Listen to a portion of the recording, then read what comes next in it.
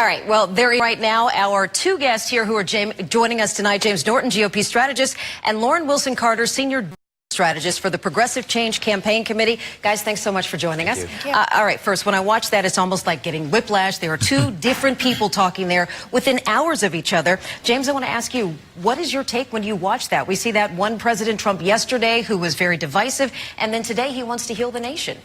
Well, I think that the President Trump we saw last night is pretty much the same President Trump we've seen for the last 2 years. I think that was a very typical campaign event that he's had. I think that, you know, he was talking to a specific audience today, which was the American Legion, and I think that he was fairly well lauded for his Afghanistan policy decision that he made the other night. So I think he was, you know, talking to that audience specifically and really kind of getting into that mode in terms of who he was talking to. When we see two different, tones like that, hours apart, does it make it hard for the American people to decide who they're supposed to listen to, who they're supposed to believe? Let me get your take on that.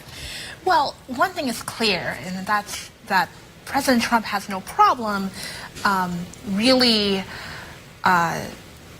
he has no problem, not just being able to avoid the topic at hand, which is that, a white supremacist rally happened last weekend.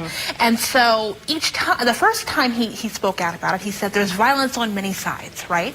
And then last night, he reiterated that, he was, really still trying to justify their right to assemble, right? How much of it was him justifying the right to assemble versus the fact my takeaway was this is him going against the big bad media, that we're bad people, that we distort what he says. So he pulls out a script and says, this is what I said after Charlottesville, except he left out the one statement that caused the most dissension. Yes, he left out the many side statement. And that's what I was watching, that's what I was looking for. As a digital strategist, I am able to have my ear to the ground and hear what people are saying. And people were very upset by his words, and he had an opportunity to really hone in on the fact that he perhaps has a commitment to ending that rhetoric and ending white supremacy, and he didn't.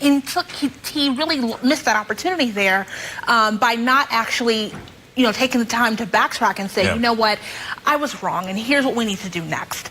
He really just went on and really doubled down on what he was saying before. James, how are these two different Trumps that we're seeing, how is that affecting the Republican base? Not just President Trump's base, because we've heard there's the Trump Republicans and then there's the traditional Republicans. How is it affecting the base, the traditional base?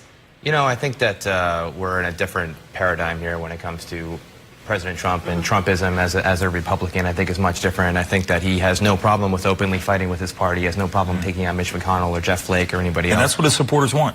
They want him to see shake up Washington. Absolutely, and that's exactly why he was elected. He's a change president, and that's what he campaigned on. So I think he's also mastered the news cycle, just in terms of changing the topic and the conversation, not in 24 hours, but in 24 seconds. So I think that he's been very, very well effective in that. But however, he still has a problem governing, and I think that's going to be his biggest challenge. Can he make the shift to actually govern and legislate and get things passed? And I think that's going to be the measure of his presidency. You make a good point there. It seems to me like he found some comfort there in being on the campaign trail and going back to these sort of rallies here in the midst of his presidency.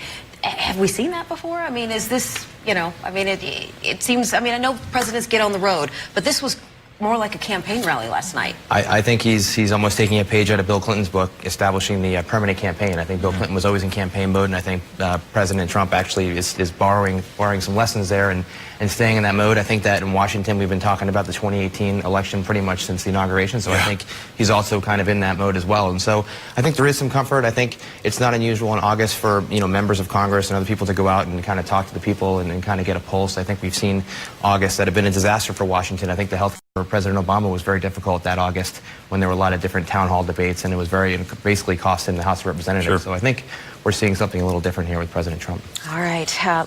Lauren Wilson Carter and James Norton, thank you both so much for coming in. Good to see you both. Thank you. Yeah.